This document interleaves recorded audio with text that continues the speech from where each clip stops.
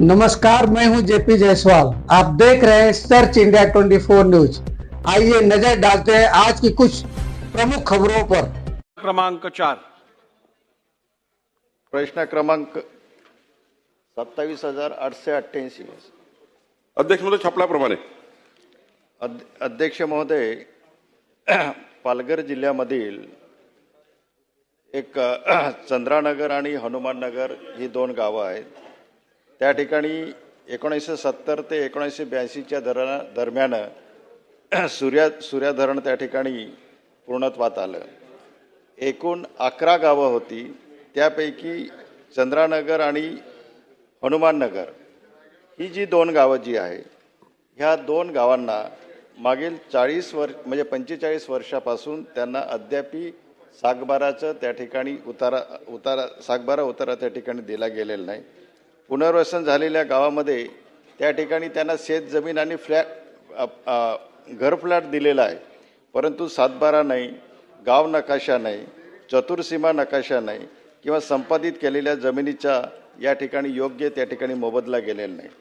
आणि हे असं असताना त्यांना अद्यापी सागबारा दिला गेला असताना सुद्धा अध्यक्ष महोदय, या ठिकाणी वाढवण बंदरासाठी जैन पेठी, हनुमाननगर व चंद्रानगर या दोन गावातील जमीन संपादित केल्या गेल्या, अद्यापी त्यांना सागबारा दिलेला नसताना साहेब वाढवण बंदर त्या ठिकाणी त्यांनी जमिनी संपादित केल्या, परंतु त्या ठिकाणी पुन्हा बुलेट ट्रेन आहे, बुलेट ट्रेनने सुद्धा त्या ठिकाणी जमिनी संपादित केल्या।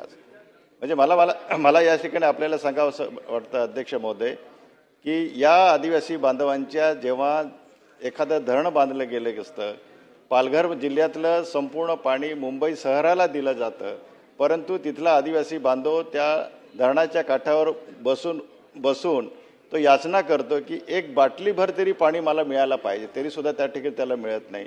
या ठिकाणी माझा पहिला स्पेसिफिक प्रश्न असा आहे की या प्रकल्पपिढ्यातील त्यांच्या सागबारा नसताना सुद्धा वाढवण बंदराने जमिनी संपादित केल्या, बुलेट ट्रेनने जमिनी संपादित केल्या।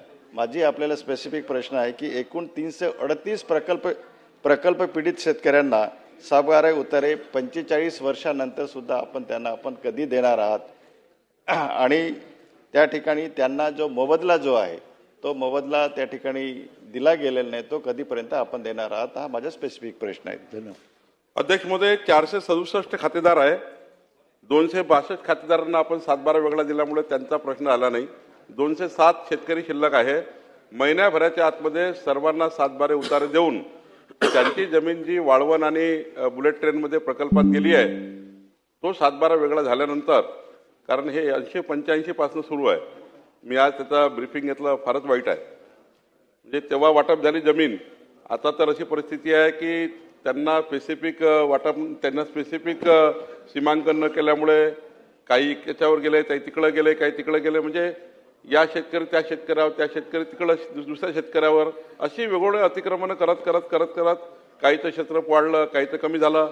या सर्वांचं सीमांकन करून महिन्याभराच्या आतमध्ये 208 शेतकऱ्यांना, 205 शेतकऱ्यांना, उर्वरित शेतकरी जे राहिले त्यांना आपण सातबाराचं वाटप, नकाशा वाटप करू, आणि त्यानंतर जे बुलेट ट्रेन आणि वाळवणमध्ये जमिनी गेल्या, तर जसं सातबारा आणि याचा नकाशा वेगळा झाला त्यांना तो मोबदला मिळेल, त्याचा मोबदला तयार आहे।